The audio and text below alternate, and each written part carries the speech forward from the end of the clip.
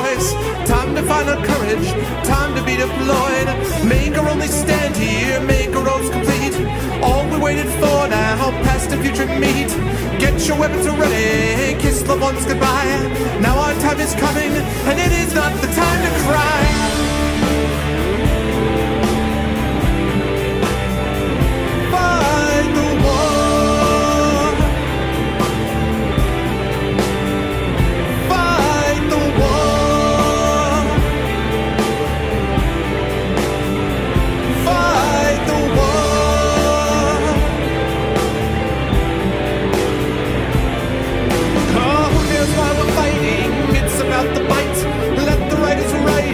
Settle wrong from right.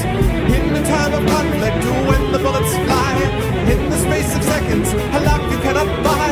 Face the facts before you, face the simple truth. We're hopelessly outnumbered, it's tragic but it's true. Make your last formation, take the final road. Now it's time for endings, now it's time to go.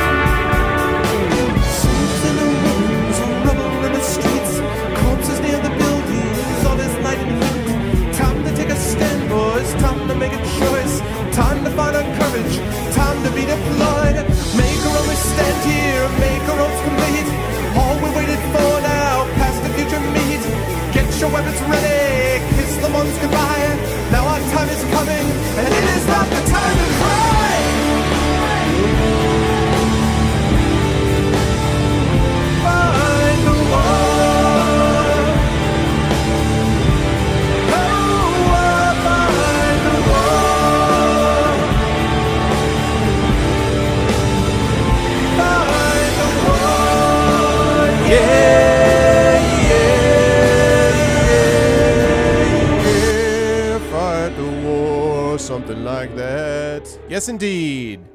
Welcome, everybody. Hello, Arvanauts. What's going on? Hello to everyone. And my goodness, is there something going on? Is there something I forgot to you know, like set my calendar? Is something happening? Of course there's something happening. Good to see everybody today. I hope everyone is doing well. It is lovely to see all of you. We've got 110 people by my count at the moment for the lead off to the stream, and that's because, of course, we do have something important happening. So let me say hi to everybody. First of all, just a couple of quick reminders. To help out this stream, this would be a great time to tweet it. If you do !CTT, or if you hit that share button that you see under the video window, that will allow you to share this stream far and wide. So tweet out the stream, let everybody know, let us get things hyped and happening, people.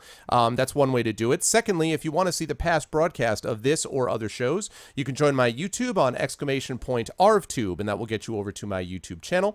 And then last of all, Steam group will get you over to my Steam group, the Arvanauts, currently 214 members strong, where you can talk about the stream in between casts, because I do things other than these sorts of things as well. But I want to say hi to everybody very quickly, and just remind everybody that after the thing that I'm about to talk about in just a moment tonight, I will be taking a short break to take care of my dog. Those of you know I've been dealing with a situation with my dog, to take care of her, and then I will come back and we will move on into Legend of Heroes, Trails in the Sky. Obviously, I will be playing this game I'm about to talk about quite a bit starting next week when it's actually released, but I'm going to at least play some of it before and after during this chat I'm about to have. Let me quickly quickly say hi to everyone who has joined me for the beginning of this stream. Let me say hi to Warbot, Rogon, Wolfrider, Vladimir, Vakin, Yuamaz, TomTom, Thordrill, Tamberlane, Snowlawops, Arkbound, Smacky, Slish, Shamanic, Riverdusk, Rinav, Rulkadar, Red Sniper, Punching Bag, Professor Faust, Fixius14, Oticon62, Obmi, Novalock, Necro, Messiah, Mercurius, Master Menace, Loba, KTJ, Livos, Crudoru, Cortex, Cordonor, Kanumi, Kalik Sisson, Jatandi, Joy Killer, Imperator Lizard, Hillness, Grey Zero, Glob Monkey, Game Misconduct, Gull, Rabdos, Frigadin, Flowmaster, Evil Jim, Ediclock, which is actually Colgate, Endros, Elska, Elrond, Elvluvian, Denellen, Dr. Daniel Jackson, Draenier, Dragonspear, Dragonaris, Dire Sickfish, Desacalt Kotson, Danny Biz, CeeLo2112, Carbonated Pork, Call of the Deep, BXB Hulk, Black Sunny, Band, Bagoments, Azure Blade, Arcades, and of course my wonderful mods who are the best in the business, Thorg, Shadow Mage, Lego Freak, Law, Backburner, and of course Apples. It is wonderful to see everybody here, and now finally at long last I can introduce this long-suffering person. So I am very, very pleased here to bring somebody into the stream, and actually, as I'm doing this, let me remove this. Let me remove, let's see, my scroll here, and let me pop up this. There we go. Hello, everybody. Welcome. It is good to see everyone here. And yes, I am very happy to introduce somebody who has been kind of a, I don't know if he'd classify himself this way, but I think I can classify him as kind of an RPG legend for sure with the games that he's been involved with. This is somebody who has worked previously on, as far as sort of lead title design in Icewind Dale 2, Neverwinter Nights 2, and obviously was directly responsible for Fallout New Vegas and remains the only game designer I've ever heard of who not only did New Vegas, but then came out with his own mod to make Fallout New Vegas even better than Fallout New Vegas, which is pretty impressive.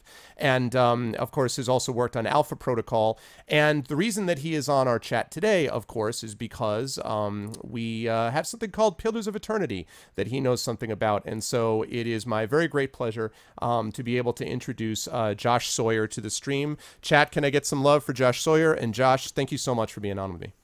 Thank you for having me. And what I'm going to do is I want to capture your picture here and bring you over so people can chat with you. Chat, so you know, I'm going to start out with a few questions, and I'm going to bring up some questions myself. Then I'll have a chance to play through a little bit of the beta version, and then you guys will be brought in as well, and Josh will be with us for just about an hour.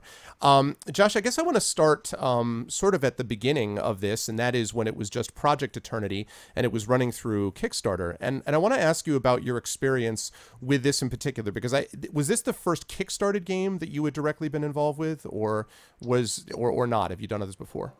No, this was the very first Kickstarter project that Obsidian had been involved with. It was something that we had been talking about sort of off and on for quite a while, and it was half joking when we talked about it until Double Fine Adventure had their Kickstarter, and then we realized it wasn't really that far-fetched. Not a joke anymore, yeah.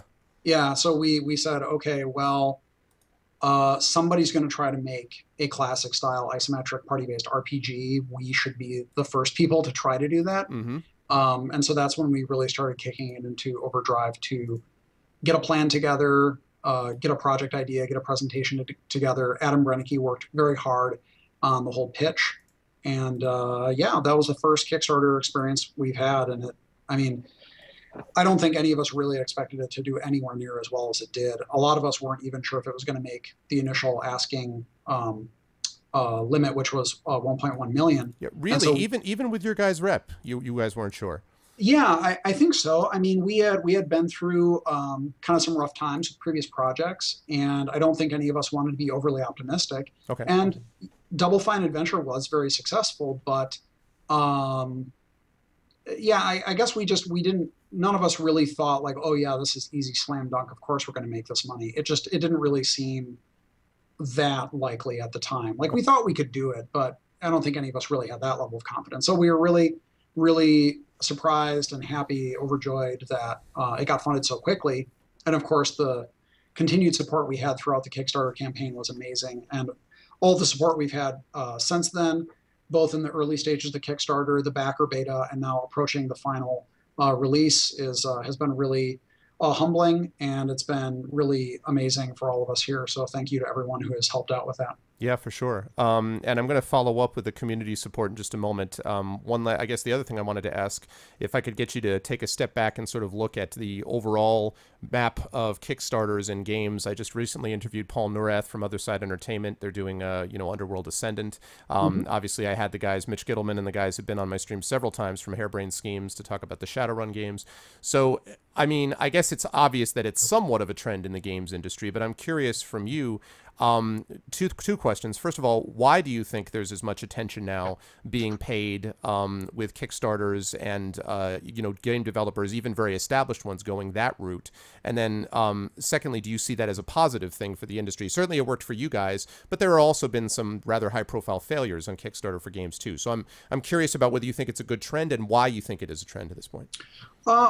I think it's a good trend. I think that, well, one, it allows fans and developers to try to collaborate to make types of games that might not be possible using a traditional publisher model or other traditional funding models.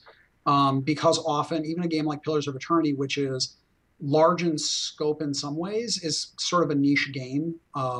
It has 2D backgrounds and things like that a lot of publishers immediately sort of write off when they see them. And it's a PC-focused game, PC, Mac, Linux, which is another thing that a lot of publishers are just not particularly interested in. So it allows us to try to pitch these things. And because the internet allows a lot of people to, like, there are fans out there of these niche or sub-niche or whatever sort of genres, and they're really enthusiastic about it. And if they have a place where they can sort of focus their energy and their money and their attention and their comments and their feedback, it allows the developers to actually make that stuff. So I do think that that is very, very cool. Additionally, I think that when we do have successes, and hopefully Pillars will be a success story. I think it will. Thank you. If we have success stories, well, one, that means that it does mean that more crowdfunding it's more positive for crowdfunding overall, because people say, oh, look, this can work, this can do well. Also, hopefully to publishers, it sends a message that there are people who like these sorts of games. And so if we want to get not only into sort of the more niche markets or the mid-level markets where publishers might consider like, oh, okay, so this is viable, maybe it's smaller scale, but there's still a lot of people that are interested in it. So that might actually bring, because there's kind of when we stopped making these games at Black Isle, publishers said, or distributors would even say, well, no one wants to buy these games, so we don't want to fund them. And we're like, well, no one buys them because you won't make them. You won't fund them to be made. So I would hope that if we do have success stories like this through Kickstarter, that publishers will go like, oh, okay, well, maybe we were wrong about that, or maybe there's something here we didn't consider. So overall, I think that is a very good thing. I think that answers both parts of your question. It does. So you would be happy to go down this route again, if need be, for a game in the future, either, this particular, like the Pillars of Eternity franchise or something else? Sure. And I think we've already seen like the Shadowrun Kickstarter, which, so the Shadowrun Kickstarter was very cool. The first release was awesome. And then the Dragonfall expansion was really cool. Phenomenal, yeah. Yeah, so that's really great. And now with the Hong Kong edition, it's sort of like a partial funding model, which is really great. I think that's also another possibility, is that not everything has to be, please help fund all of this. Right. Other side has done that as well, where they had apparently acquired private funding to a degree, and this was supplemental in a way. Yeah, so I think as long as the developers are open with the backers and the fans about where all the funding is coming from and whom they're answering to and stuff like that, I think that's great. There are other, it can be a half sort of situation. So, yeah, so I would be willing to do it in the future, both for, let's say maybe it would work for Pillars in the future. I don't know. We'll see. We might also have other ideas for games that publishers are not particularly interested in, but we think that people are interested, and also we're interested in making them. So we'd want to pursue that as well. Well, and let me move that into a discussion about just briefly about the community that you brought up, and then we'll we'll start up the game, and I obviously have, you know, some specific questions about the game, and I'm sure the others, a lot of people are chomping at the bit to ask too. About the community side, I noticed this as well. I mean, I've been over hanging out a little bit in preparation for this over at the Pillars of Eternity Reddit, and then obviously at your own Obsidian's own Pillars of Eternity forums, which are hopping, I would say. It's fair to say, very, very active. And the question I have is something which came up also in the other side entertainment community, and that is, there's got to be, I assume, some kind of a balancing act between the desires that all the community, which is now obviously monetarily invested in this directly, what they want from the game and what you guys are interested in providing. And I've heard very complimentary things said about you being capable of somehow navigating that while remaining polite when people are like, why can't I have everything plus my pony? But I'm curious about... I guess I'm curious how you try to strike that balance about how much of the community input, you know, can you take, what sorts of things, what's your guiding principle about what things you take in, what things you sort of say, you know what, that's just not the vision that we have. I'm wondering how you navigate that. I think that when we look at, so even if there's a small group of people asking for something, I try to look at the whole audience overall. Okay. Because there's a lot of people that back this game and a lot of people have different tastes. Some people play the game specifically for the story or specifically for exploration, or some people love the tactical combat. A lot of people really love the tactical combat and the advancement mechanics. So one of the first things I sort of wonder when I hear someone requesting something is, if we give them this thing and it makes them this much happier, how much less happy is it going to make other people who are definitely people that want to play this game? Right. So I think that's a big balancing act. Is a lot of times it's relatively simple. Like if it's something where it's just a toggle, like we can very easily make something switch on and switch off. And if you really like it, you can turn it on. There's no skin off our back or skin off our nose if we just want to say, like, if you don't like it, you can disable it. We've put a lot of that stuff in. When it's something that's as simple as that, that's great. That's easy for us. Yeah. Because then we can just satisfy everyone. Right. But all of those individual toggles and flags and strings and everything, those still do take time. So time is always a consideration for us. Yeah, in a lot of cases, it's sort of wondering, you know, what impact is this going to have on the game as a whole? Because there are certainly people are very, very passionate. But the question is, even if someone is extremely passionate about one particular thing, if we change that thing or if we add that thing and it makes them 10% happier, but makes 80% of the people who are going to play the game like way, way less happy with it, right, that's a very difficult thing to justify unless we can make it some sort of a toggle. So we try to listen to everyone, but we have to talk internally. That's another thing, is that we read the forums, we talk internally, we read off-site boards. There are a lot of active communities, NeoGAF, RPG Codex, Something Awful, a lot of places that talk about the game off-site, and especially because the developers aren't there, sometimes it can be very useful to look at their sort of less filtered... To eavesdrop, as it were. Yeah, and I mean, the more remote you get, the easier it is for you to be assured that they don't think that you're watching or whatever. Right. But we just kind of try to take it all in. Sometimes we respond. Sometimes it can be unproductive to respond. It's more useful just to see the conversation. Right.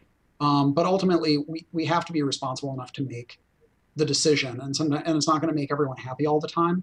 But we hope that it makes the best game overall. But it sounds like you really do put a lot of value in literally, you know, trawling for feedback. I mean, like literally trying to pull feedback actively. Yeah, I mean, we have lots of people that give great feedback on our forums, especially for the backer beta, because those are people that are actively playing and they're finding either little bugs or big bugs, or they're just giving kind of opinions on balance issues, or sometimes it's more subjective. Like, you know, they're like, I don't like the way that this class feels, which is not necessarily about how effective it is, that it just doesn't fit their idea of what the class should be. Right. So it's a difficult balancing act, because different people have different preconceived notions about what any of these things should be, or what they should be in a Infinity Engine successor. So we just try to be mindful of that and just consider all the potential options. Have there been, can you give me a specific example perhaps of a situation where someone, you got so much, you know, feedback or, you know, continual movement in a particular direction from the community that you and the team were not sure about, but it was just such a, strong desire over and over again that you went with it? Was there such a thing, or has the community been somewhat in sync with you guys about what you wanted to do? I'd say they're pretty divisive overall. Okay. I mean, and there are certain things like the user interface. Although I think this is actually common to a lot of games. People have a lot of very individual and very specific desires when it comes to user interface. The aesthetics of the user interface, where they appear, how big they are, the style of them, even things like the color of icons, the size of icons. And that's why I think when you look at a lot of heavily modded games, UI mods are a huge, huge part of that. And not just that a lot of people play with mods, but there are a lot of mods, and those mods are extremely configurable. Right. So that's something where, I mean, there are tons of UI threads on our forums, and I mean, like, it's crazy because so many people have done their own mock-ups of like, I want this, and they're all way different, or I shouldn't say they're all way different, but a lot of them are very different. Mm-hmm. And one of the cool things is that we do have people that are actively making mods already for the game. So they've been making mods essentially for the backer beta, but I think they should just be able to roll over into the main game. Wow. And for something like UI, where it's really hard to make everyone happy with a default UI, I'm glad that there's already sort of an aggressive modding group that's already kind of doing stuff for that, because it's a single player game. You messing around with the UI is not going to make the game fundamentally worse. If someone likes the look or the feel or the layout of something, I'm really glad that the community can help create that possibility for people. How open then is Obsidian going to be to allowing mods to be a regular part of it? I mean, are you guys going to be as actively involved in it as, let's say, Bethesda is with the Elder Scrolls games, where some people would argue that you need mods to make the game work? or I mean, like, what is your sort of policy, if you guys have one, about what's going to be allowed for Pillars of Eternity mod-wise and what isn't? I don't think we have necessarily an official policy, or if we do have one, I don't know of it. Okay. We do have a partnership, I believe, with the Nexus for modding. And I mean, there are a few complications for us. So we made the game in Unity, but we've heavily modified Unity. And when it comes to our maps, generating our maps is pretty complicated. It's not something where we're like, hiding the secrets about how maps are made. But it's a kind of weird, tricky process to render and export and then process and import all the maps. Okay. So that's something that we're probably going to be looking at long term, because it's a little difficult to deal with. Okay. However, a lot of people, like I said, are already making some mods. I think a lot of our stuff is fairly exposed in terms of data. So while we're not releasing an editor for people to edit that stuff, getting at that data shouldn't be particularly tricky. Okay. So I'm hopeful that if people want to make their own balance mods or gameplay mods or whatever, that they should be able to do that without too much trouble. Okay, that seems fair enough. All right, well, I am speaking to Josh Sawyer, who's the project director from Obsidian for Pillars of Eternity, and it is wonderful to see all, at the moment, 172 of you. That's great. Cool. For those of you asking the questions, I promise I will open up the questions from chat in just a few minutes, but I do want to play a little bit of the game and ask some specific questions here, so hang tight. My name is Arvin Elleron, by the way, and thank you guys all for being here. All right, well, let me open up the game here so I can ask a couple of specifics. So let's slide over to the game itself. There we go. So I guess I want to ask, and while I'm at it, why don't I bring you over with me? Just a moment while I get your picture up here. So let me ask you a little bit about, for you personally, what sort of informed your design principles on this as you were working through? Obviously, you had the direct Infinity Engine experience, and so you had a lot of that you were pulling from, but I'm wondering if there were other significant influences since then from perhaps other games that you didn't design that went into this, that you could maybe bring up, or I'm just curious about what the sort of the generative lines of influence for you have been as you've been in the process of doing this. Obviously, yeah, the experiences making the Infinity Engine games, also watching people play the Infinity Engine games. Mm-hmm. So a lot of the high-level decisions about how we structured attributes and our classes and how they progress, how weapons are balanced and armor is balanced, a lot of that was based off of watching a lot of intelligent, well-meaning, but inexperienced people try to play a D&D role-playing game and not know what the hell they're doing, because there's a lot of trap options and bad stats and bad weapons Mm-hmm. and things you just fundamentally shouldn't do. Um, and so we've tried to mitigate a lot of that. Also, I mean, I play a ton of tabletop RPGs, Good man, and good I've seen man. people make a Obviously, you lot of should. what's that? I said good man. I'm a fan. So, but I've seen people make a lot of the similar, have some similar sort of problems in tabletop RPGs where they have a really cool idea for a character, but within that tabletop game, that's a bad character. Mm-hmm. So, for example, the kind of using vanilla rules in third edition, saying like, I'm going to make a high charisma diplomatic fighter, single class fighter. Mm-hmm. That's a bad character. That's like a character that will be bad at fighting, probably, and probably also will be bad at talking. so so it kind of sucks because the person has a really cool idea for a character, but it's really bad. And not just a measure of like, well, it's slightly less inefficient, but like it's got some real fundamental problems. So when we looked at how we were structuring the game systems, a lot of consideration went into like, let's, as much as possible, let's try to support people's ideas for cool builds. Mm-hmm. If you want to make the guy who wields a single dagger, you're a rogue who wields a single dagger, that's actually a pretty decent character in our game. If you want to play a very smart barbarian, that's actually also a pretty darn good character in our game. Okay. So we've tried to support, a variety of ideas for characters. Wizards can wear armor. You can wear heavy armor. You can wear light armor. There's no weapon restrictions. So stuff like that where we tried to say like, look, if you have an idea for a character, you can play it. There's not a hidden danger to it. You can still have an efficiency fall off where you're not quite optimized, but I don't think it's anywhere near as bad as D&D usually is. I see. Okay. And then, we've looked at a lot of other games in terms of for inspiration for things like, so for example, we have a camping supply mechanic in Pillars of Eternity. So rest spamming could be a problem in some of the Infinity Engine games where people would just kind of spam rest all the time after every fight. Mm-hmm. And we saw, man, I'm going to get this wrong. I want to say it was either a Wizardry game or a Might and Magic game that came out within the past year, and it had a like a sort of supply resource that you use to camp, and that was kind of your tether for determining how many times you could rest and recover your abilities before you had to fall back and either get more supplies or rest. Okay. So that was an inspiration for our camping supply mechanic. And for us, it's scaled by difficulty. So if you're on easy or normal, it's kind of generous. Like you get a pretty good amount of camping supplies you can use before you have to go back and get more. On hard, it's more restrictive. You only have 2. So so we had inspiration from stuff like that. Inspiration from all of the editions of D&D. I guess not inspiration from 5th edition since it came out too late for it to be a big impact on us. But right. Yeah. Wow, it's interesting. So it's really pulling from all of those. And I'm also curious. I had this similar question for Paul about who obviously was coming from a game that was 20 years old at that point. Sure. But when you're looking back, and I mean, I'm currently doing a run through of the Infinity Engine games on my channel with some other streamers. So I've been working on Icewind Dale, and where's what we're on now, and we did Baldur's Gate 1 and 2, and we're we finished the DLCs, the Tales of the Sword Coast, and all that stuff.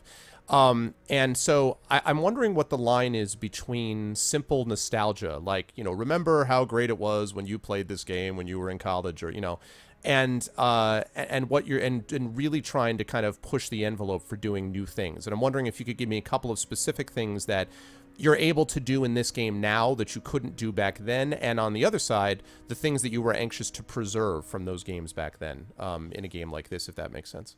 Yeah, I think that there's a lot of stuff that works great in tabletop D&D that just doesn't work well in any edition of tabletop D&D. That doesn't necessarily work well in a CRPG.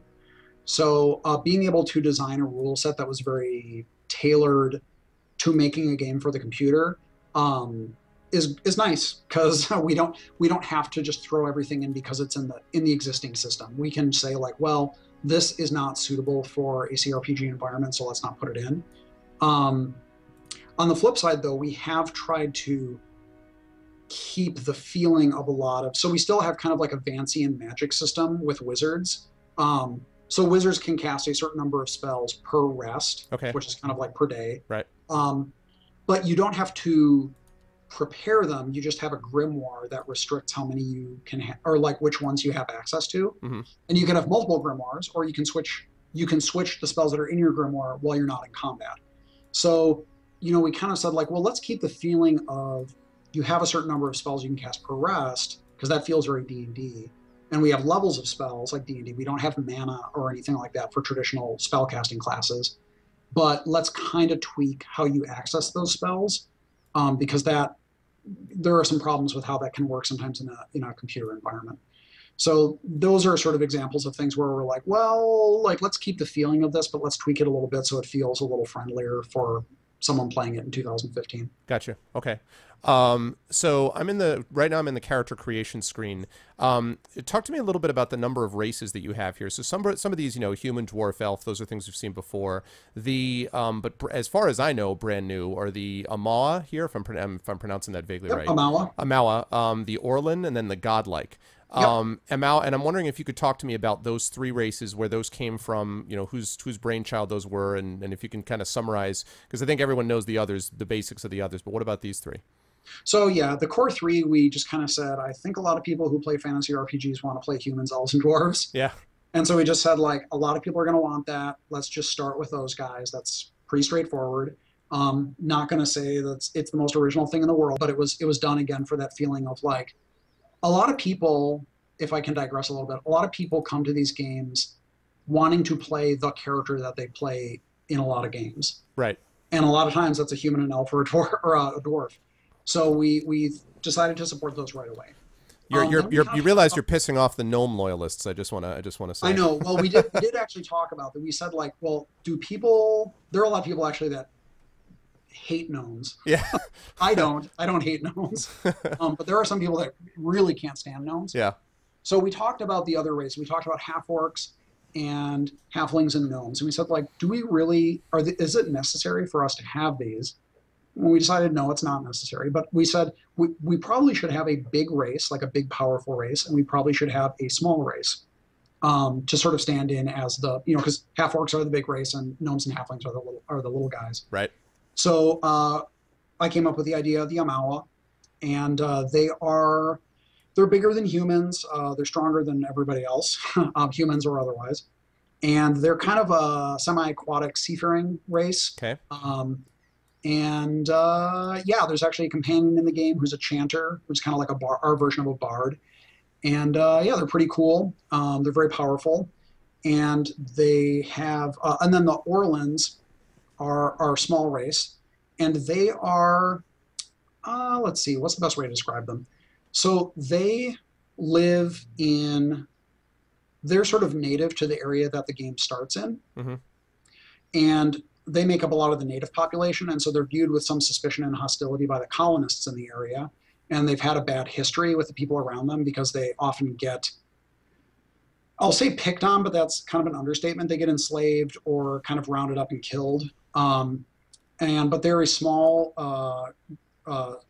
physically diminutive race that lives in usually the woods, and they have body hair all over their body, and it's two-tone with two-tone skin, so they have kind of even more distinctive appearance, and they also have very long ears, like much longer than they're getting into elf quest territory. Oh wow. Okay. And also kind of like cat slit eyes, and so they're kind of cool race, and they have some neat abilities as well. They're known for being kind of dirty fighters, and they're also known for being incredibly sort of resilient and defiant toward people trying to control them. Okay. So, and then the godlike, just to be honest, those are straight up sort of plain touch ripoffs. Like, okay. I wondered. Yeah, when we were, and I don't want to overstate this because I only was very slightly involved in. Oh geez, why can't I remember? Mask of the Betrayer. When we made Mask of the Betrayer, right, we debated for quite a while, like what should the subrace be? And after a while, a bunch of people said, "Dude, just do Ganassi." People want to play Ganassi. They want to play plain touched. And so we supported that, and they looked really cool, and people loved them.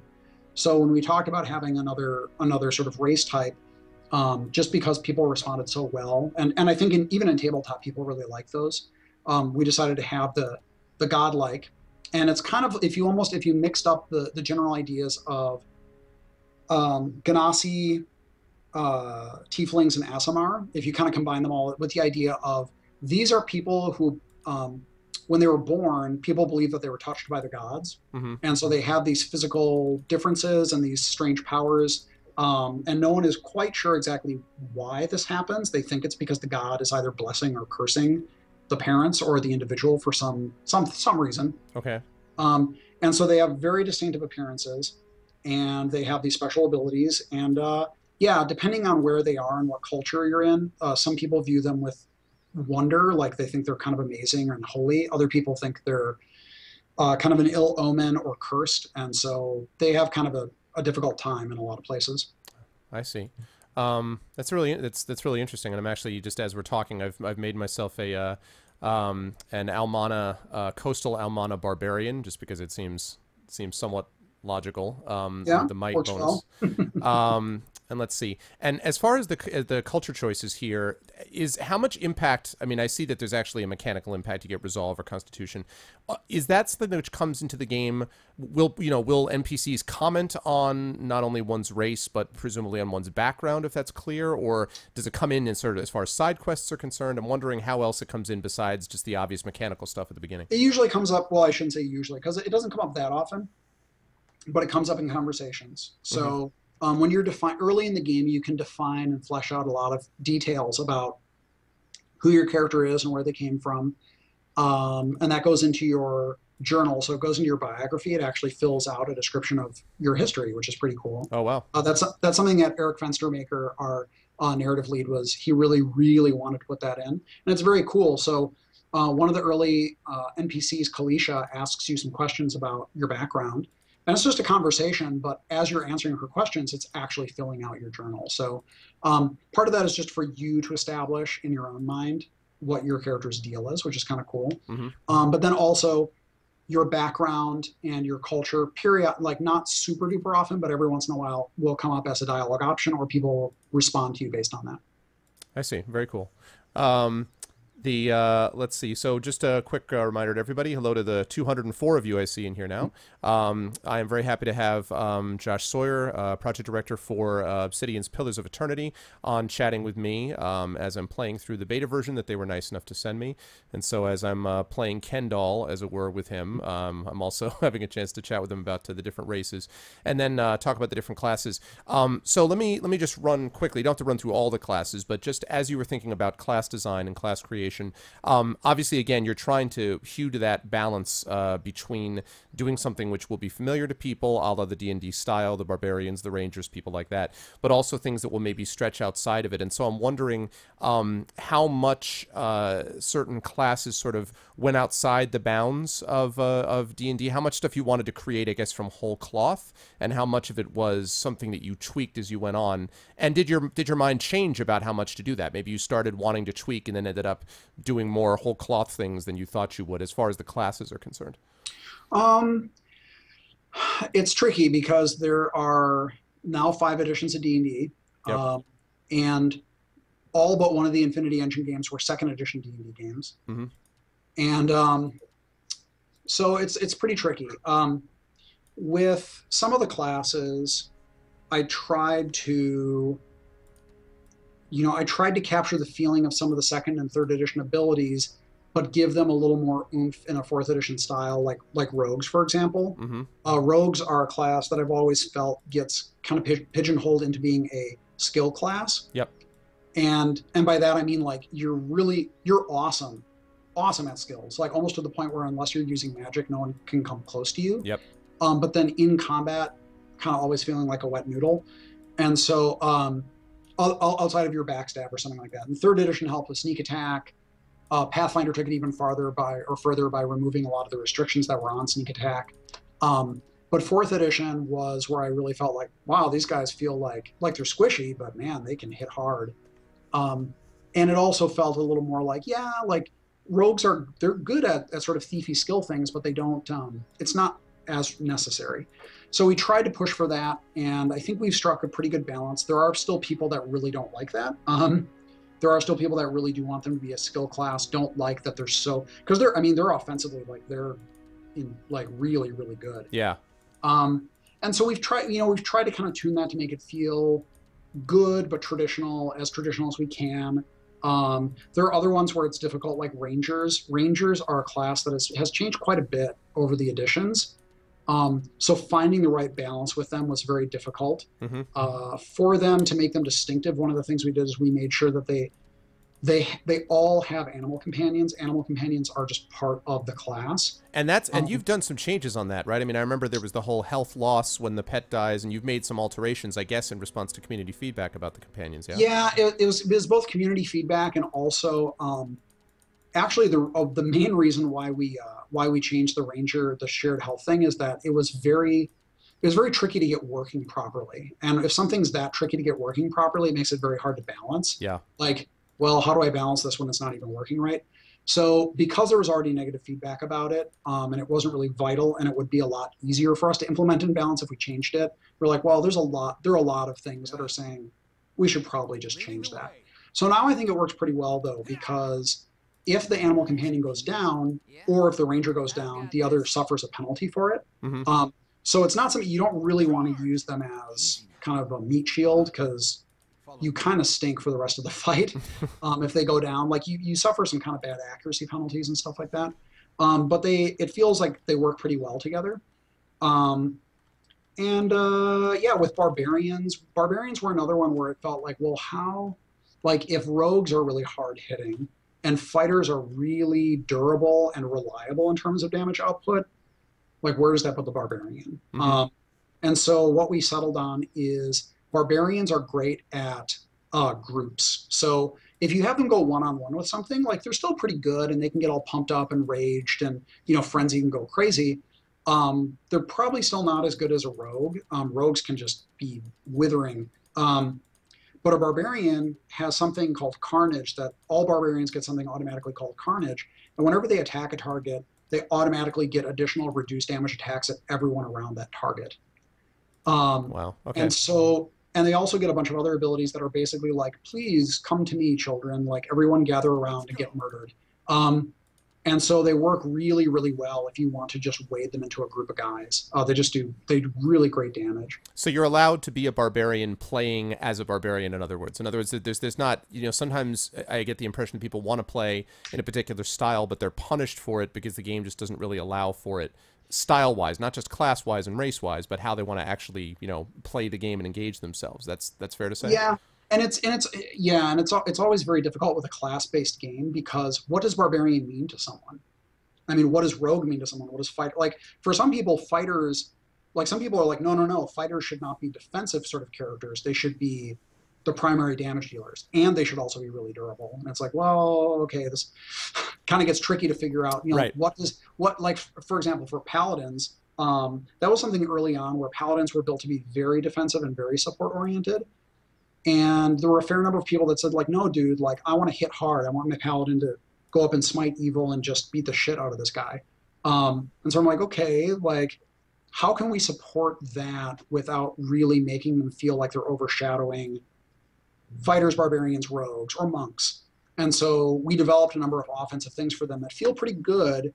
They still feel like they're very, very good at support stuff, but they have enough of an offensive edge that I think when they hit hard and you feel good about it. So there's been a lot of that sort of stuff where we implement something, hear feedback from people. And like I said, it wasn't necessarily that paladins were mechanically not good. It was that the feeling of the class didn't match the person's idea. Like, no, like my idea of a paladin is this, so I want to be able to do that. But so we've done a lot of iteration on that. Yeah, I was going to say the interesting thing about that, and by the way, no, White Fox, you did not offend my portrait selection. I wasn't totally happy with it initially either, so I think this is better.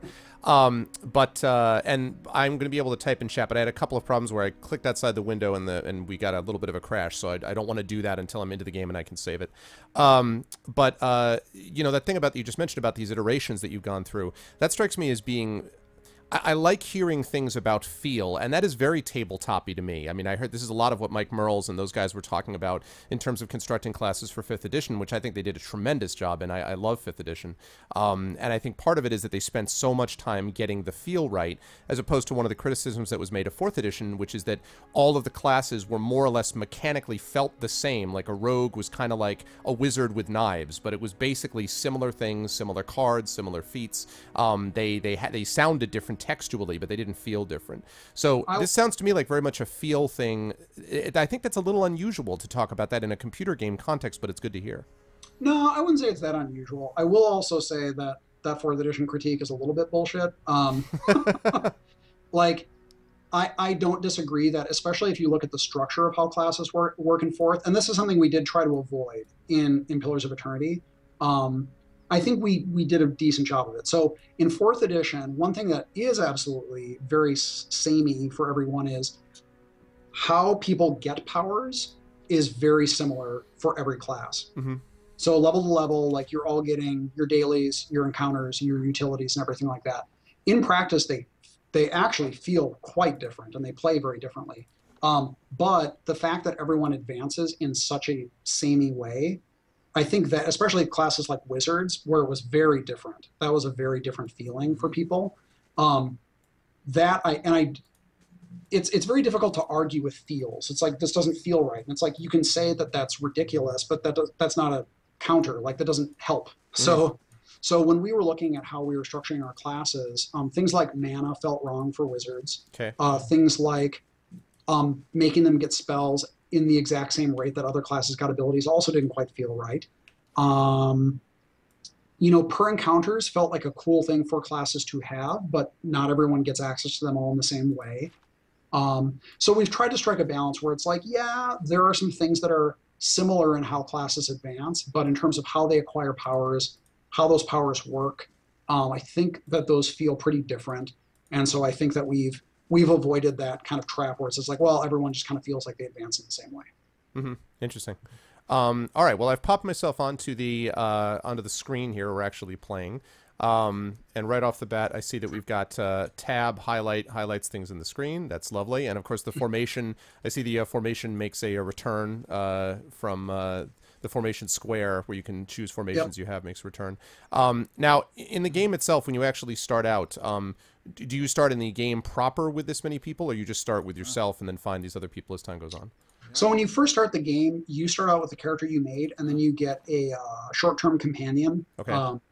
We want to do that right away, just so the player understood, like, hey, this is kind of, you don't have to play it as a party-based game, but we wanted to make sure that you understood, like, this kind of is designed to be a party-based game. Mm-hmm. Yep. So you start out with a companion right away, so you understand you have multiple characters that you can select and control. They have their own separate abilities, but you can multi-select them and have do basic things together, like move and attack.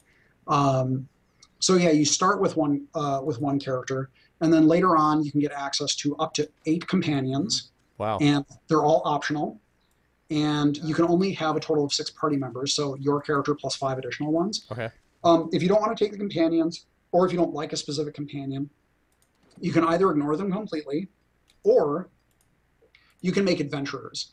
So if you want to make an Icewind Dale style party, you can start doing that pretty early when you get to the first town. You can just start building up. And if you want to make a gimmick party of 6 rogues or a paladin and 5 priests or whatever other sort of weird thing you want to come up with, you can totally do that. That was something we wanted to support, is if people wanted to make sort of theme parties or gimmick parties or whatever the heck they wanted to do, we wanted to let them do that. Okay. And we also didn't want people to, like, we are happy that a lot of people do like our companions, but we know that even the people that like our companions sometimes don't like a specific companion. Right. And so that's great. Like, they don't have to suffer through that companion if they don't want to. So if you meet my companion that I wrote, Palagina, and you don't like her, that's fine. You can just make your own paladin and join the party and leave her behind.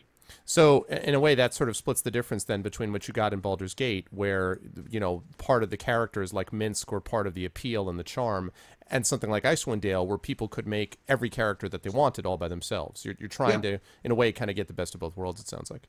Yep, very much so.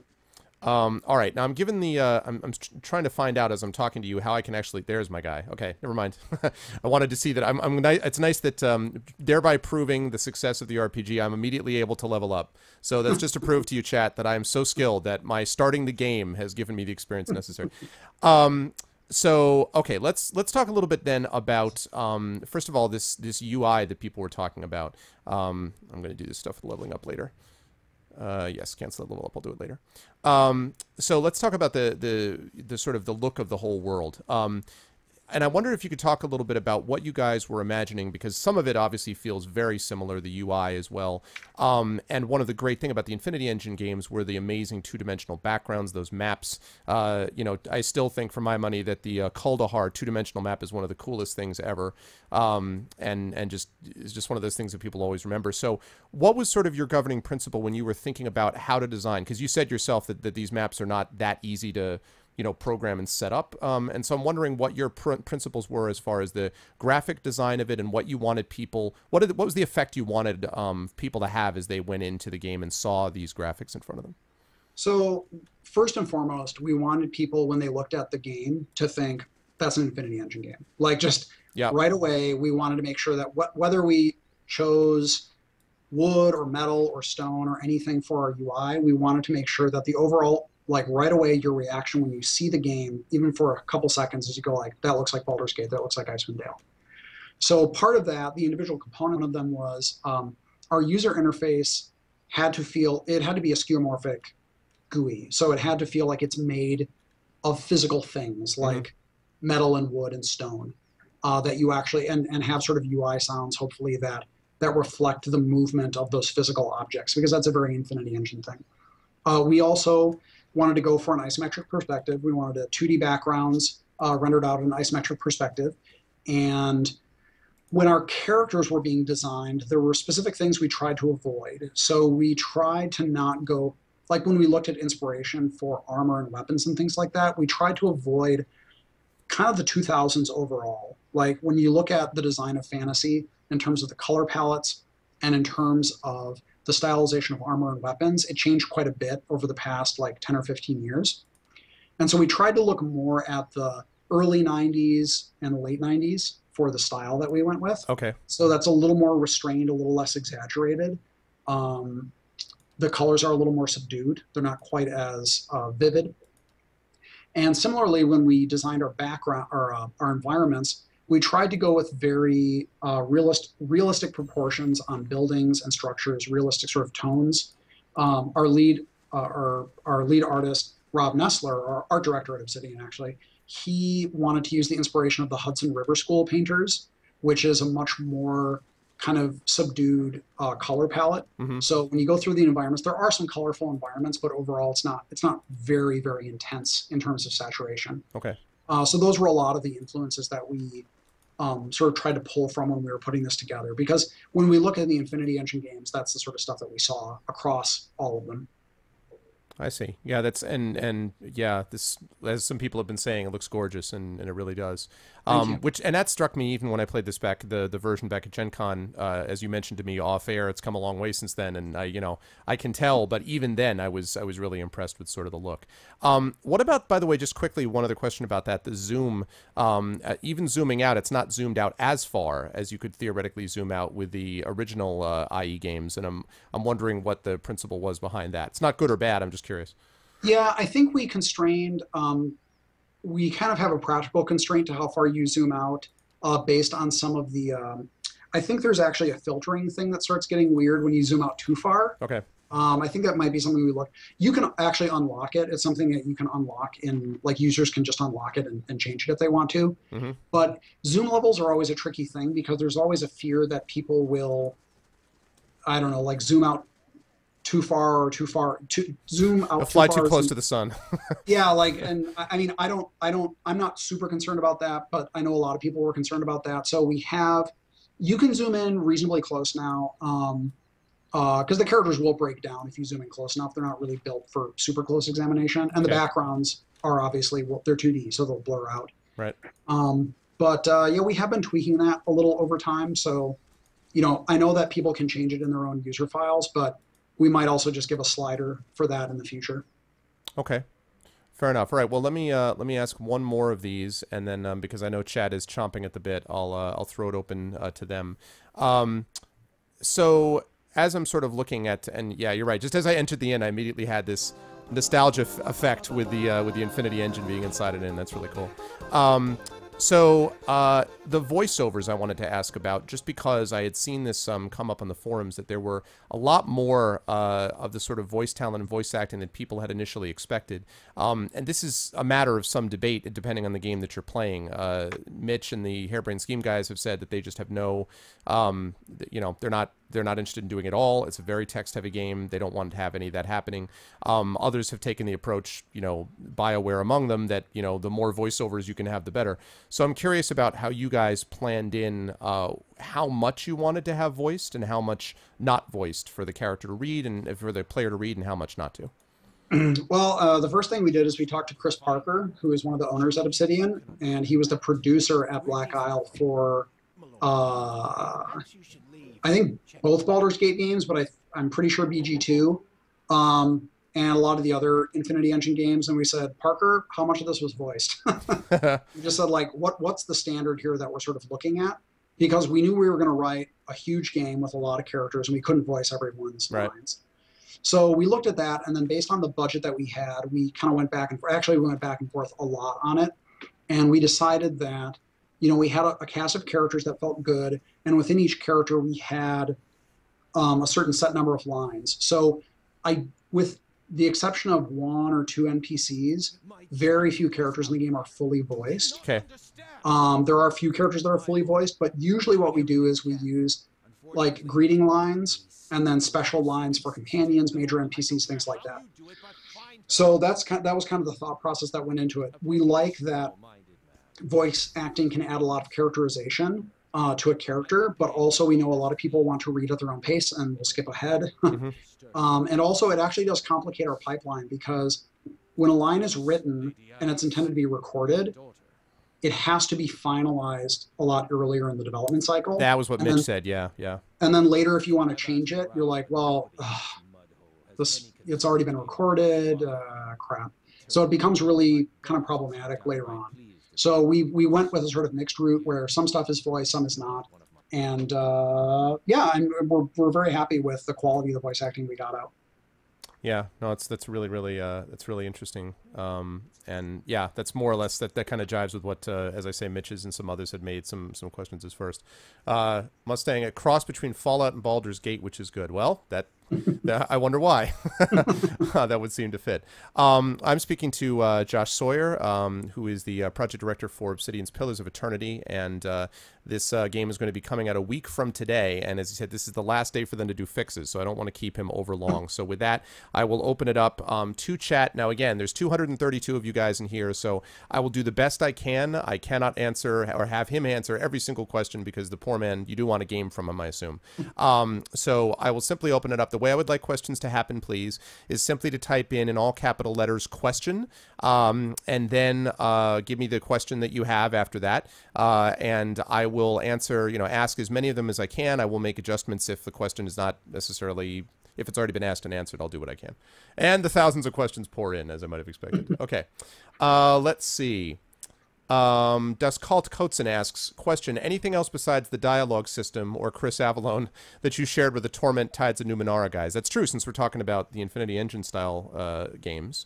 Did you share anything else with them, with those guys, or vice versa? I mean, we shared the engine stuff, engine technology. We've talked with them at various points, especially programming-wise. They've come over and talked to us about how we set things up and structure things. In addition to the sort of engine things we did, also the dialogue editor, which I think might be what you're referring to. But otherwise, it's been a pretty light collaboration so far. But we know a ton of those guys over there. We used to work with a lot of them, so have very high hopes for Torment. Yeah, so do I. Let's see. Glaber Zutwitch asks, regarding modding, will you export scenes like Wasteland 2 did? If not, why not? Could I ask for a clarification on what he means by export scenes like Wasteland? Yeah, 2? I don't know. I'm not sure either. And I have to say I have not played Wasteland yet. So maybe a clarification if you can, Glaber. He also asks, why do you restrict, or let me ask about this. I have to actually get into combat so I can see for myself. Why do you restrict combat movement as much as you do? And I'm going to have to play it myself to actually, I'm going to have to get into a combat now to see what he means. But it's basically to help with positioning and holding position in the game. So, and it's not actually that restrictive. So we have a system called engagement that is similar kind of to the movement-based components of attacks of opportunity in 3rd edition. So when you get near an enemy and that enemy engages you in melee, if you move away from that character after you get close, then that character will take a free attack at you, and it can hit you. And then that character can't re-engage you for a couple of seconds. So yes, if you get close to a character and they do engage you, moving away from them is as penalizing as it might be in a 3rd edition game. Yep. But otherwise, I don't think there are that many restrictions on it. Yeah, it's early on. I think that the engagement system was much more punitive, but it's not very punitive now, and mostly it just helps with holding a line. So, for example, if you want to have a couple of characters up front and you're concerned about people getting around behind, the engagement system can help to, you don't have to physically block the entire route. You can actually engage those characters, and they can step away from you. And some AIs are set up so that when they get engaged, they will not try to get away. Some are set up so they say, like, I don't care, I'm going to try to move out of engagement as soon as possible. And those characters will try to move away, but you'll get a free attack at them when they go. Okay, fair enough. Let's see. Biza Genius asks, looking at the Stronghold gameplay that's been shown so far, it looks kind of empty, though we're obviously looking at an early game stage. Will there be an abundance of NPCs and interesting characters that we can interact with in the Stronghold? I wouldn't say that it's abundant, no. The Stronghold it's pretty cool. There's not like a ton of NPCs that are always running around the Stronghold. That never happens. That would be very cool. That scene is actually very complicated, though, and as we started developing it out, we realized that there were a lot of potential problems with having a lot of NPCs spawn at the Stronghold. So, yeah, I know that a lot of people want to see, especially a scene like that, be really bustling with characters. It doesn't usually get like that unless you have an attack on the Stronghold, and then you have like bigger fights where all of your hirelings and stuff can help you defend with your party. But that's why it's kind of more on the light side NPC wise. Gotcha. Okay. Let's see. Let me see. Umaz asks, how do you think the current character level progression will scale in an eventual sequel where higher levels are reached? Yes. Will we have the sword of castle slaying at some point in these characters' development? I mean, that's something that I will have to see how this goes, because there are so many combinations of classes and abilities and races and equipment and stuff like that. We've done a lot of testing internally to see what sort of crazy things we can come up with. Okay. And every day people come up with crazier things. I mean, one that I saw recently was one of our testers had a Bleakwalker Paladin with a specific set of talents and a specific weapon that could get a 400 damage crit on a single target, which was not really intentional. So, but the thing is, like, he hadn't found that until kind of recently. So we don't know exactly how it will scale in the future, because there might be things that are in this game that make scaling a little bit difficult. But we do want it to scale in such a way that when you start, if we make a sequel and we go on to the sequel, we don't want people to feel like the balance is just getting stupid. So what I would say, though, is if that means that we have to kind of change some of the core mechanics or how some of the bonuses or talents or abilities work in a sequel to make it feel fun over the course of that game, then we're going to do that. Okay, that makes sense. Let's see. Professor Faust wants to know, will we be able to view the game manual prior to launch? And I'll add on to that. I saw someone on the forums asking today if it was going to be a full-out awesome, IE style manual, obviously in digital form, that we're going to see, or is it more like, a couple of sheets for the manual? How comprehensive is it? It's in between that. So Okay. It is not like when we went back and we looked at the Infinity Engine manual, some of those they're really big. They're like books. Yeah. So we weren't able to get something that long, but it's not a couple of sheets. So I can't remember the exact page count. It's in between sort of Infinity Engine and Baby Zone. Okay. And I don't know exactly when people are going to be able to access the materials versus the actual game. Gotcha. Sorry, I can't answer that. I just don't know. Okay. Let's see. Kuzenquers asks, let's see. Oh, actually, I'm sorry. Snowlawopes asks, how is the solid UI evolving? Did Kaz get the chance to polish it before the game went gold? I don't think Kaz has spent a lot of time working on the solid UI recently. There were a lot of other things that he needed to work on. Yeah, but what is in there is functional. He's mostly been working on other user interfaces, though. Okay. Let's see. I think I've already asked some of these similar. Let's see. Gray Zero asks, I love some of these names. Is there a big feature or quest or area that you wanted to implement but couldn't due to technical time or budget constraints? And I'll add on to that. If so, could such a thing be added in, later, or would you be interested in that? I know I don't want you to think in the future when you haven't even gotten to the present, but I guess I am curious about if there's stuff that had to stay out.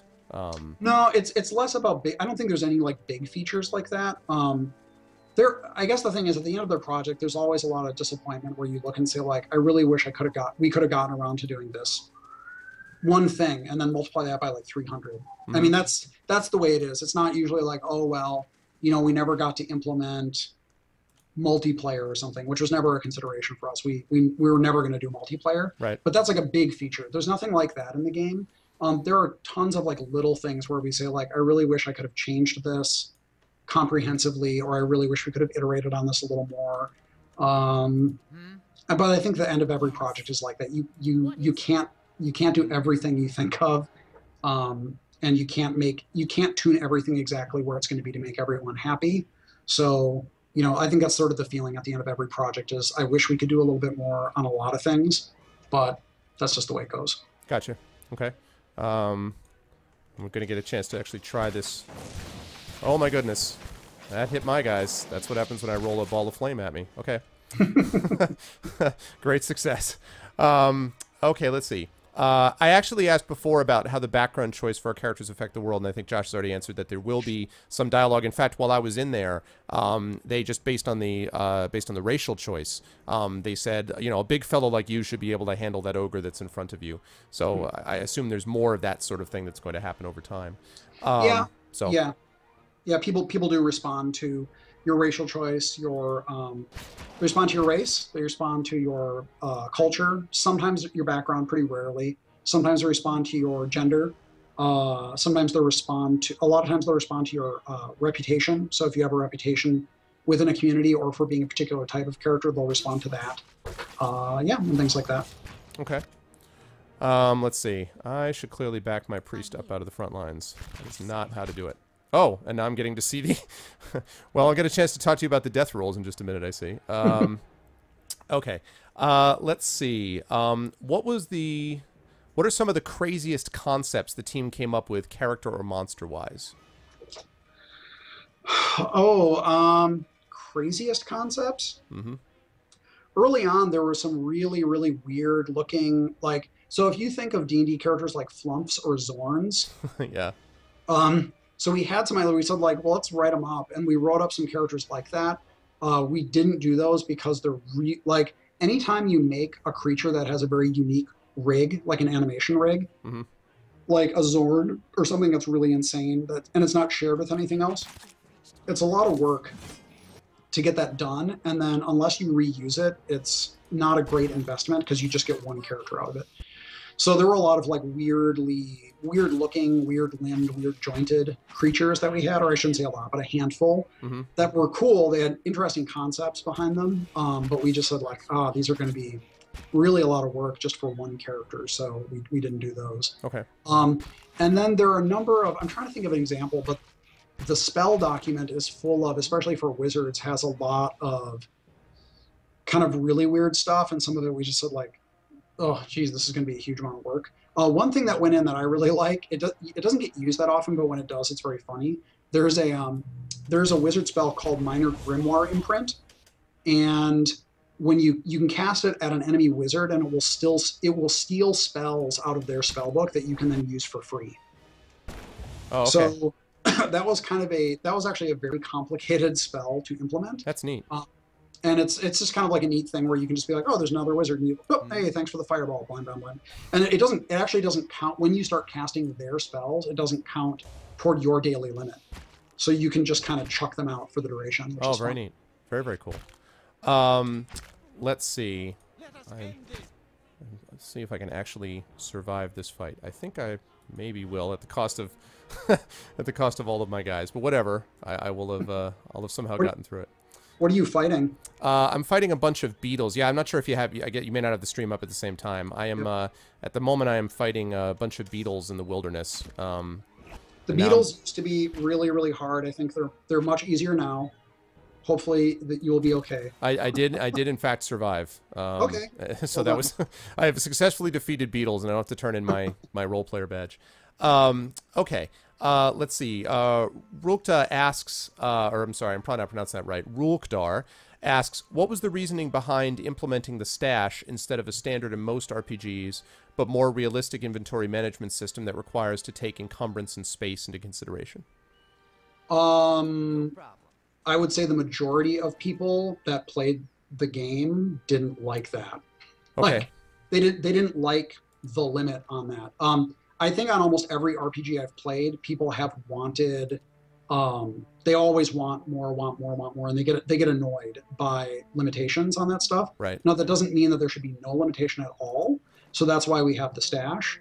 And the stash can be set up in such a way and used in such a way where it is fairly restrictive. So I guess what I would say is if you go back to D&D, go back to tabletop roots, when your character exceeds an encumbrance limit, usually this is how almost every game I've ever played goes down. At the end of the session, you say, hey, dude, we go back and make a few trips and we take all that stuff out. And the GM says, yeah, okay, it takes you a few hours and you get it out. Indeed. When you do that in a CRPG, you actually have to do that. Like, you actually have to lug every single thing out. So we implemented the stash as a way of saying, you can offload all this stuff into this sort of secondary space, and you can optionally say that it's not accessible unless you're in a camp or a town. Oh, so you can toggle that one way or the other. Yeah, you can toggle that. So that goes back to sort of like setting up options for people. So if you want to make that more restrictive and say, you can pick this up right now, but if you put it in the stash, you can't take it out again until you go back to a town or you're at camp. Okay. If you really just don't like that restriction, then you can just put stuff in the stash and take it out whenever you want. So that is an option that is open. I guess one of the things is, like, gameplay wise, there's nothing particularly challenging about picking up inventory and managing weight and stuff like that. And so if it's something you enjoy doing, then you can restrict those slots by turning that option on. If you don't like it, just turn it off. Got you. And I do think you're right that the toggling, obviously it's not just as easy as that for you guys, but creating a toggle it does cause some complications. Yeah, I was gonna say it's not so. Why don't you just add a toggle? I'm sure it's not as easy as said and done, done as said, but it does seem to be something which people really react positively to. It's just more and more options that are available. Let's see. G227 Mustang. Hi, Shumain. G227 Mustang asks, question, what are the definitive system requirements? Are there any chances they'll get lower than what we've seen on Steam? I actually can't answer that question. I'm sorry. I don't know off the top of my head what the latest specs are. I did look at them on Steam today, but I don't know how current those are. I'm sorry. Okay, that's fine. Novalocta asks, what is your favorite class? Why?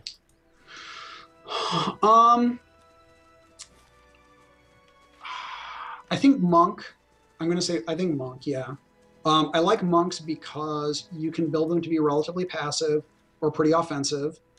So if you want them to be a little lighter management, you can build them that way. I like the kind of mechanical balance of they take wounds. As they take damage, they get a wound resource, and that wound resource can be spent on powers. I like the kind of trickiness of trying to balance their damage intake with preventing them from getting overwhelmed and annihilated. And then they get abilities that I think are pretty fun. Like, I really like using Force of Anguish, which is the knockback one, because that sends guys flying. That's really fun. And then there's Torment's Reach, I think, is another one where it's a jump kick, so it looks cool and it's pretty effective. And then there's a late game ability you can get with monks called Flagellant's Path, which is kind of like a quick teleport over creatures that screws up everyone between you and your destination. And that's fun. Like in the late game when my character was just racking up wounds, I was zipping all over the battlefield, just smacking guys. So that was a lot of fun. Nice. But yeah, I also like wizards a lot. I think they have a nice variety of spells. They're very flexible. It's fun to kind of strategize what spells I want to put in my book, my grimoire, and then, you know, kind of very carefully go through them during a fight, especially difficult fights, and decide, okay, now is the time to use this spell or that one or whatever. So they have a lot of neat stuff that you can use. Okay, very cool. Let's see. What feature... Snowlops asked, what feature are you the most proud of now the game is gold? I don't even know if you could narrow it down that far, could you? Or maybe not. No, I don't think there's a single feature I'm really most proud of. My hope is that despite all of the different sort of tastes that people have for what they want out of an Infinity Engine game, I hope that we really deliver on that. Because I know that these games mean a lot to a lot of people, and they mean a lot to people for different things. Sometimes it's they played them at a point in their life where they were going through hard times, and the games were one of those things that kept them going. Yep. Or they really had a strong attachment to the characters, or they just really love the challenge of tactical combat. And it's difficult to fulfill the desires of everyone for those things. But, you know, we've really tried to capture as much of the spirit of those games as we could. So we really, really hope that people enjoy it. Mm-hmm. It seems reasonable to me. All right, just a couple more, and then I'll let you go. I do appreciate you staying on with us, and I don't want to keep you too long on a day like this. Let's see. Ansim asks, druids in many ways seem to be more powerful spellcasters than wizards. Is the aim for them to be more powerful, but wizards more versatile, or should the power levels be similar between them? I do think that some of the druid spells are more macho when you compare them to the sort of wizard equivalents. I could be wrong on this. I think that tuning, especially with spellcasters, can be very hard because there are so many spells. Mm-hmm. But in my experiences playing with our druids and our wizards, I like the range of spells that wizards have a little more. I just think they have some stuff, like, so for example, there's a 3rd level spell that wizards get called Miniletus Bounding Missiles. And there are so many times where I'm like, God, this spell is so crucial right here. And there's a lot of stuff like that I feel like for wizards. Don't get me wrong. I think druids are really powerful. They do great damage output. I don't think it's like really severe. I mean, I could be wrong. And if there's some big discrepancy, we can probably tune that. Certainly, there's certainly no one in QA ever complains about, and I don't have any complaints about the damage output of wizards. They're pretty strong. Mm-hmm. But yeah, that's kind of my take on it, is that wizards are supposed to be the more versatile class. Druids kind of tend to have just the heavy damage spells. Gotcha. Okay. Let's see. A couple more.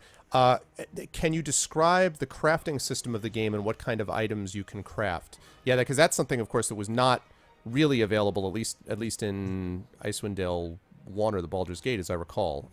The crafting sure, stuff. It's a little tricky because a lot of times people are talking about different things. So one thing is, if you look at especially BG2 and actually Icewind Dale 2, there were special items that you could make as part of a quest. Like you could assemble the parts of like a mega weapon. Mm-hmm. That's not really a crafting system, but those are that a lot of times that's what people are asking about. Just in case, we do have at least one, I think 2. Actually, we have 2 quests that are like that, where you assemble something together. We also have a crafting system that is specifically for consumables, and that means food, potions, and scrolls. So that crafting system, they always take, for food, you get these sort of raw food items, and those raw food items can give you little bonuses over long periods of time. But if you use them together to make like the actual dishes, then those dishes can be consumed for bigger bonuses over a longer period of time. And then potions and scrolls are consumables, and you can make those through the crafting system as well. The enchanting system is another thing, and you can access that from the description window of any weapon, armor, or shield. And you can use that to add enchantments to weapons, armors, and shield that you already have. The main purpose of that, so early on, that was wide open. You could put almost any enchantment on anything. And we had a lot of feedback where people didn't like that aspect of it. They wanted the unique items to feel more unique, and they wanted the upgrades to be a little more just focused on making the weapon more viable over the long term. So for example, a lot of people have this experience where you find a cool suit of armor or a cool weapon early in the game, and it might even be unique, but over time, it just doesn't stay competitive. Mm-hmm. So our enchanting system moved toward that sort of a focus where you kind of go like, you know what, I really like this armor. I like the look. I like this property, but I'm not doing the job. So you can keep upgrading it. And that allows those items to remain competitive over the long term of the game if you want to. Okay, that's a good answer. It sounds like you did a good job balancing that out as well. Yeah, and it sounds like it was not the easiest thing in the world. Okay, let's go with a couple more, just two more. Fortune Tech asks, this has been asked several times, so what real-world history and philosophy influenced lore and high-level world design, i.e. souls, deities, politics? I would say, I mean, I thought about colonial American history, just interaction, not just colonial American, but colonial, like European colonization, and just how the interactions between different cultures kind of worked or didn't work over time. Okay. Misunderstandings of things that led to conflict, lingering sort of prejudices that happened in societies, or even in our case might remain in societies. In terms of real world philosophies, I don't think I would say that there are real world philosophies that impact things, but I would say that the themes of the story are things that we try to make that feel like they have real world analogs. So for example, a lot of the themes in our story have to deal with sort of having control over your personal identity, that sort of makes up who you are, how people use technology to sort of make progress or do even bad things in the world. So the use or misuse of technology for various purposes is an important theme in the game and in the setting. Okay. And so from that perspective, that's something we try to make because it feels like things that, well, they've really been relevant for a very long time, but because technology continues to accelerate at a faster and faster rate, it becomes more and more difficult to, I guess, ask the questions that we want to ask about, hey, should we be doing this? Or how should we be doing this? Or what should we be using this technology for? That's a more difficult question to answer when technology comes so fast. So we've tried to bring those themes up because they feel like they're things that we care about now, and hopefully that will translate to you sort of caring and thinking about it in the story. Yeah, that's a good answer. Let's see, one more if I can. Let's see. I think I got a bunch of people here. Okay, good. The Beatles almost got R, but they didn't, Thorg. I survived a second time against the Beatles. Let's see. Actually, two more because they're the last two that I see. Gray Zero, does in-game time affect any quests or events, such as certain events only happening during a certain daytime, or quests failing after a set amount of time? I don't believe we have any quests that fail after a certain amount of time, but we do have one or two. It's a very small number, but we do have one or two quests that are only available at certain times. So like times of day. So gotcha. You come to a place and nothing's going on, and there's sort of an indication like, oh, this is weird. And then you can come back later and things change. So that's a very small minority though. So I don't want to mislead people and make them think like, oh yeah, it's all over the place. But there are a couple that do that. Interesting. Okay. And let's see, the last one that I wanted to ask, because I think this is a good one. Oh, wait, I have to ask you just briefly because they told me to in the forums. Pickpocketing. They were very anxious to ask you about pickpocketing. Pickpocketing. Where is it? So, will it be there, etc.? No. So no, pickpocketing as a skill is not in the game. Pickpocketing can occasionally happen through dialogues. And so the way we do that is we use your dexterity score to determine if you can swipe something from someone. And I think I'm doing that right now, actually, because I'm in front of this statue, and it went to this dialogue where you have several options, and I think if I'm doing this properly, it's making choices based upon my strength level and things like that. So that's So there we have things like that where it's gated by your ability scores and stuff like that. Again, that's not a very common thing. However, stealing from containers is definitely a thing that you can do, and something that I did all the time in my last playthrough. Okay. So if you go into stealth mode and you can go and pick a lock and open a chest before you get detected, you can steal out of it without being without getting in trouble, basically. Okay. Okay. So it does. So see, I did ask. You guys now all heard it. You're all witnesses. Let's see. Oh, this is the. I think you mentioned Carnage. Were you the one who mentioned Carnage? They all have. Barbarian. Okay, so I'm going to take that. All right, and then the last question, which Natas asked, and I think this is an interesting one.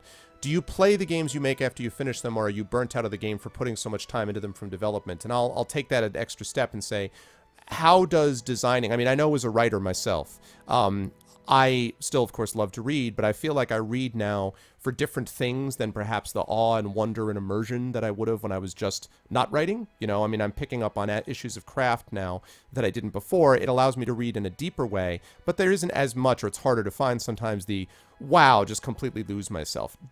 Has that happened with you as well when you play games, either your own or others? And what is it like after you're done with a game like this? Do you still want to go back and play it? Yeah, I would say, yeah. I mean, it's not like I'm constantly going back and playing them all the time, but I have and do play games after they come out. With New Vegas, I kept playing it to look for balance issues and things over the long term, especially when the DLCs came out. That's why I made my mod, is I kept going with it and saying, like, okay, what still feels rough? Like, what's missing? What doesn't feel right?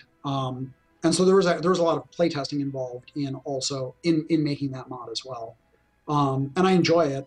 And with Icewind Dale 2, a lot of people don't necessarily know this, but Icewind Dale 2 has a number of starter parties. So if someone doesn't want to make 6 3rd edition characters right away, they can just use a starter party. Right. And all the starter parties were made by Black Isle developers on the team.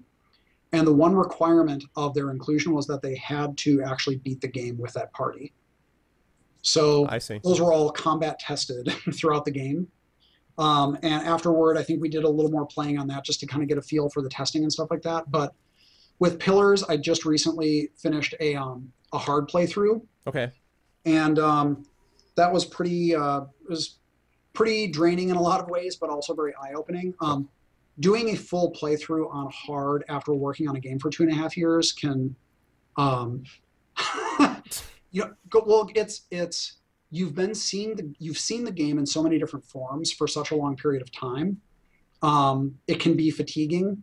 It can also be frustrating because sometimes you'll come across something and you'll be like, this isn't fixed yet. We're like, God, why is this balanced this way or something like that? So. Yep. But it's very important to actually play through the whole game and see everything, or at least as much as you possibly can. I think that after this game comes out, I'm going to go back and play it some more. Obviously, we're going to get a lot of balance feedback with such a wide array of characters and classes and everything. I know we missed some stuff, either things that are really bad, like this ability isn't good, this character concept is really bad, or there's really insanely overpowered stuff, or just things we missed. So we're going to go back and play it some more and look at the examples that people give us and stuff like that so we can tune it and fix it in the future. And as far as the enjoyment level, do you still find, great enjoyment on the game side as, with as much experience as you have in game design at this point? Do you still find, obviously you enjoy it, but is it the same kind of, can you get immersed, I guess? Can you lose yourself in a game still? I don't think I can't get as immersed as I used to. It's a lot harder for me to get super excited about a game because a lot of game promotion is hype, and I can see through that shit. So when a trailer comes out, we look at it and we're like, yeah, that looks cool, but that's bull. Like, that's not actually going to work that way. That probably is not going to be that fun. So we kind of I think developers overall start to look at things with a more maybe cynical or critical eye. It doesn't prevent us from having fun, but it does kind of we look at it in a different way, I think. I can still have a lot of fun with stuff, but I don't think I ever fully turn off a part of my mind that is sort of asking what, at any given point when I'm having an experience, I'm thinking about, like, what are the things that are contributing toward this feeling this way, whether it's good or bad. So that's kind of crappy, but it's very helpful.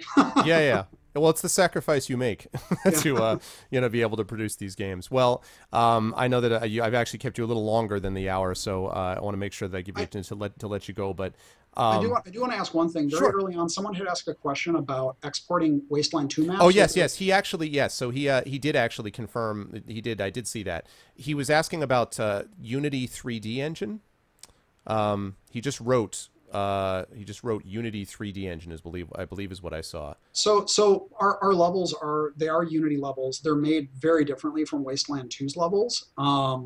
If he's asking about the file format of the level and the data itself, I don't think there's anything that's particularly crazy in that. The issue is more that generating the 2D art assets, and not just generating them, but all the different layers of them, because it's actually not just a 2D bitmap. It's 5 different maps that get cut up into different pieces. Okay. And then they're exported and re-exported. That's the process, the art process of making the art and then splitting it up and bringing it back into the engine. That's the hard part. That's the thing that's like very tricky. So it's just hard. And so we're going to look at it in the future, but I'm sorry if that's not a great answer, but that's the best I can give. No, I think that is a good answer, and it since I wasn't sure what he meant even by the clarification, now it makes sense. Okay. Now that all that stuff comes together. Chat, can we get some serious love in here for Josh Sawyer? And as I say, I mean, just having had a chance, I did have a chance to play about 10-15 minutes, maybe a little bit longer, in prep for this, and I played it again another 15-20 minutes when I was at Gen Con a while ago, and yeah, I mean, it looks like you guys have hit this out of the park. I'm really looking forward to seeing this next week. And again, I really love the balance of the old and the new. I get frustrated sometimes as an older school gamer. I'm 42 now. I get a little frustrated with the people who are kind of like, the only legitimate games ever released were the following. And I like people who are able to draw upon the greats of the past, but not leave behind what we've learned in the present. So yeah, thank you. It's a very tricky balance, but hopefully people will enjoy it. Yeah, absolutely. So thank you so much, Josh. I really appreciate it. And best of luck. 1 week from now, I'm going to be playing it. A lot of other people will too. Thanks. Thanks so much, Josh. Bye. All right. Bye-bye. All right. Cool. Very neat. All right. Give me a second. All right, I got most of them in there. I'm sure there were a couple that I missed, and I'm sorry about that, but I wanted to be able to get a chance to do that. I hope you guys enjoyed that interview, and if you liked what you saw and heard, I hope you will follow. I'm not stopping the stream yet, by the way, in case anyone's wondering. I'm not yet. Yeah, if you guys liked what you saw and heard, I've done a number of these interviews, including ones with Mitch Gittleman from Harebrained Schemes, Paul Nurath from Other Side Entertainment. I've talked to the folks from Tin Man Games, from Dejabon Games about Elegy for a Dead World. I've talked to the folks from Stoic Studio for the Banner Saga and many others. So if you like what you heard, then please make sure to follow the stream. I would very much appreciate that. And I am going to play a few more. I am going to play some more of this as well. Thank you. Thank you very much, guys.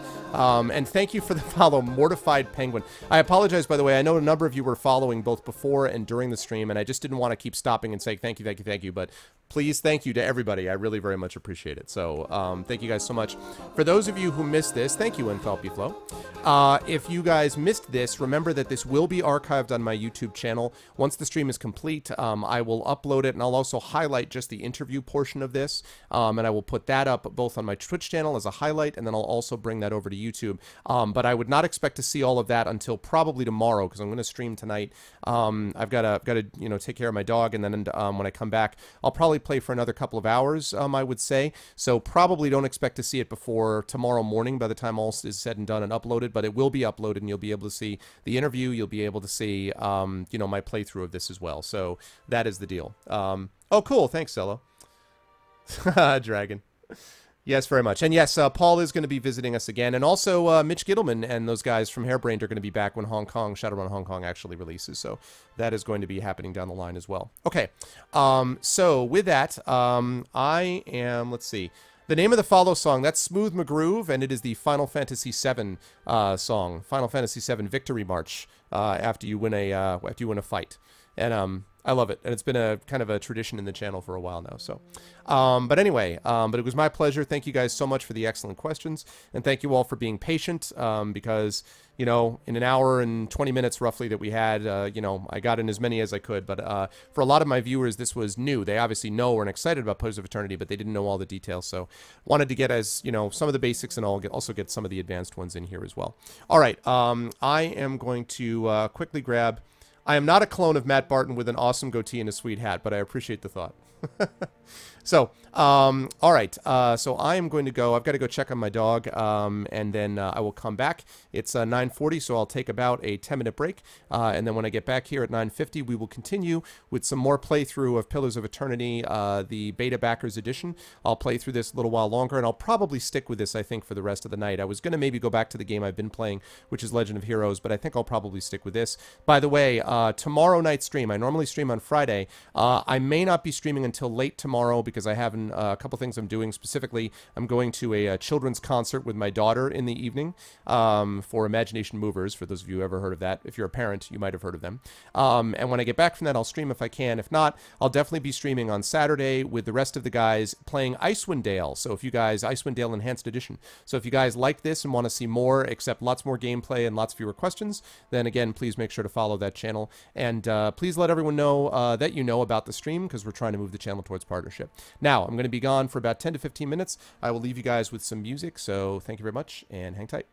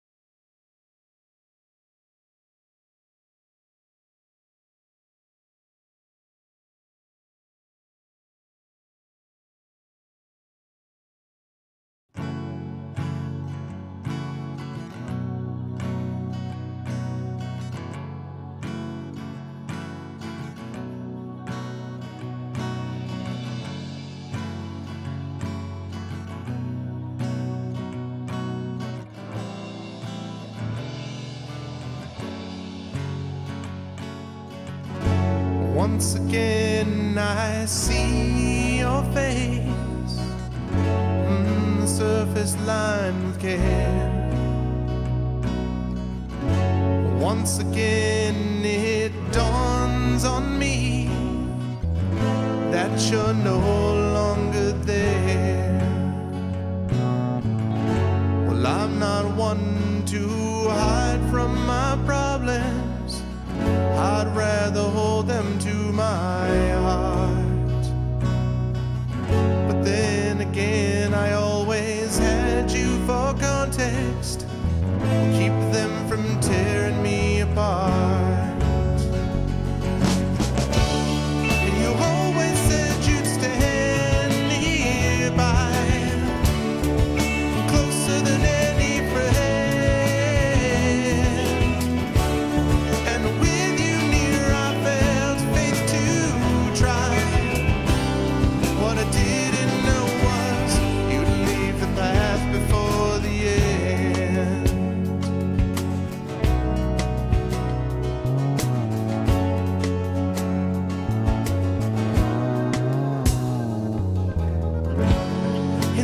Since then I've stumbled on. Well, I've got my highs and my lows. Sometimes I travel farther than I thought I could. Well, it's never far enough, I know. Well, I never was one for ironic self-reflection. I never played the cynic's part. But then I never knew the strength of our connection. And now I know I'm not that smart. And there comes a time we all will face, when the past and future meet. Some good time I may come to see you, but until that happens, I'm left alone upon this street.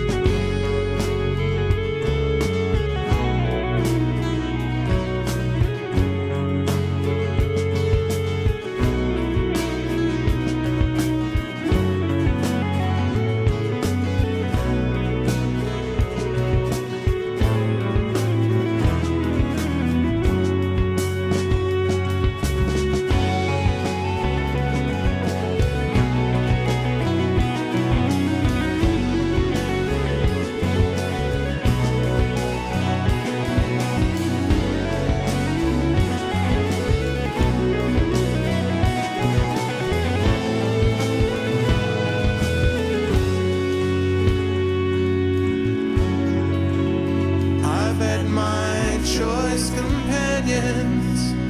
I've met my friends along the road. A few of them have passed by the wayside, and here I am with far to go. Would you find it almost half amusing? Would you fill your mind with care when I reached out to touch you and madly grasped the air? And you always said you'd stand nearby, closer than any friend. And with you near, I felt faith to try. What I didn't know was you'd leave the path before the end. And there comes the time we all will face. Yeah, the past and future meet. In some good time I may come to see you, but until that happens, I'm left alone upon the street. Yeah, alone upon this street.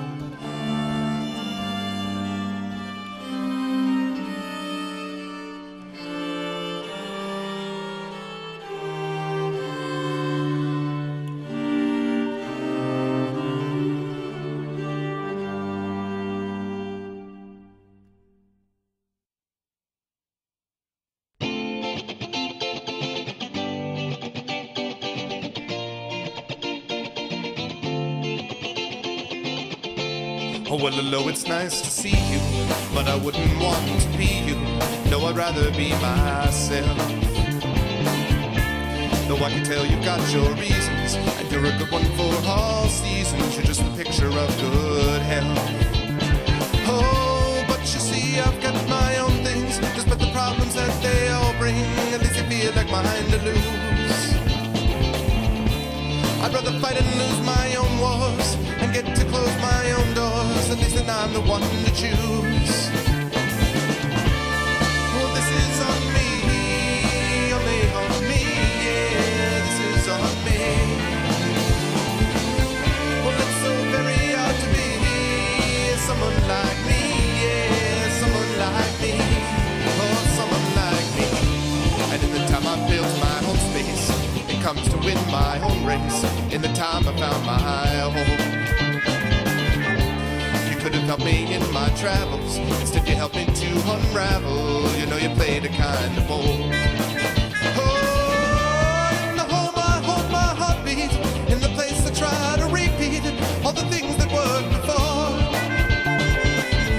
Well, if you break it down as I did, and if you take me at my own bid, if you knew me at my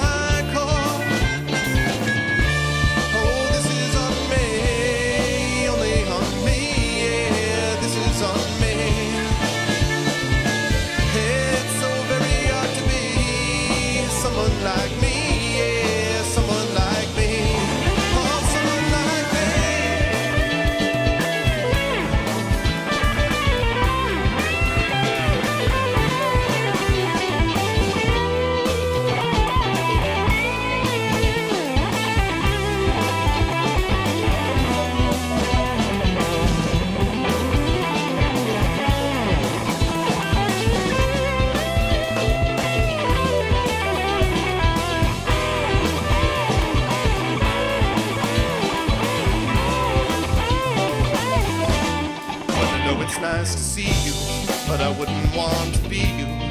I'd rather be myself. Though I can tell you've got your reasons, and you're a good one for all seasons. You're just a picture of the hood elf. Oh, but you see, I've got my own things, despite the problems that they all bring. At least they feel like mine to lose. I'd rather fight and lose my own wars, and get to close my own doors. At least then I'm the one to choose. Oh, this is on me, only on me, yeah, this is on me. Well, it's so very hard to be someone like me, yeah, someone like me. Oh, this is on me, only on me, yeah, this is on me. Well, it's so very hard to be someone like me, yeah, someone like me.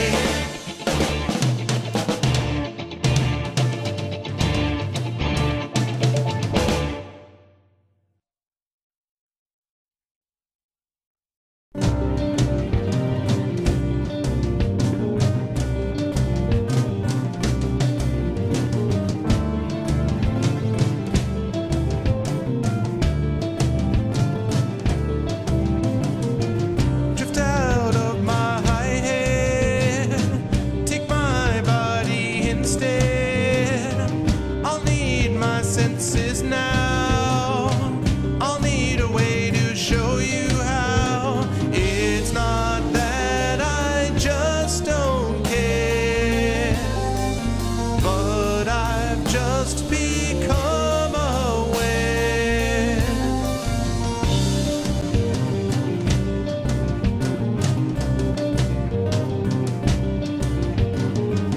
Is this your picture here? Why won't your image disappear? Have you grown angry yet? Well, you haven't gotten to that yet. Will you find my words in time? When you learn that you're not mine.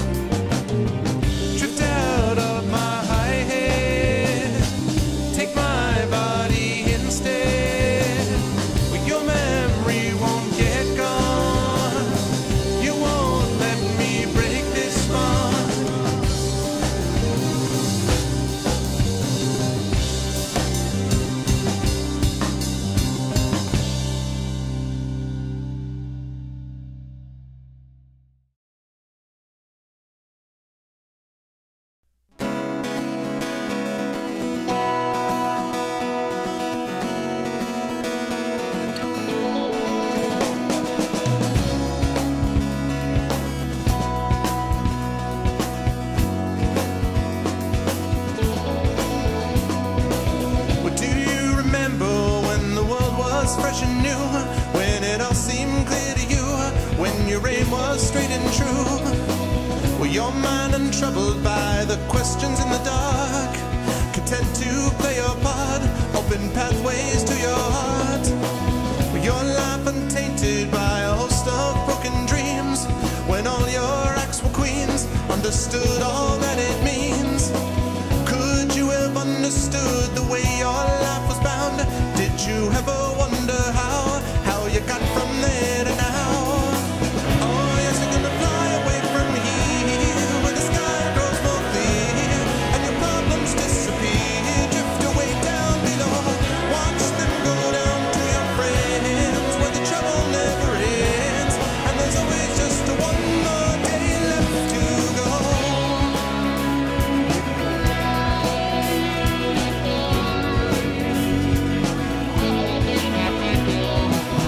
Go on and search now through your pile of broken lies, and your set of fake goodbyes, another cynical disguise. When will they catch you, all those little things you said? Will it turn around instead, blame the voices in your head? With all your subtle language, try and turn your life around. If your center gets unwound, you do your best to slow things down. And if you feel things that you never felt,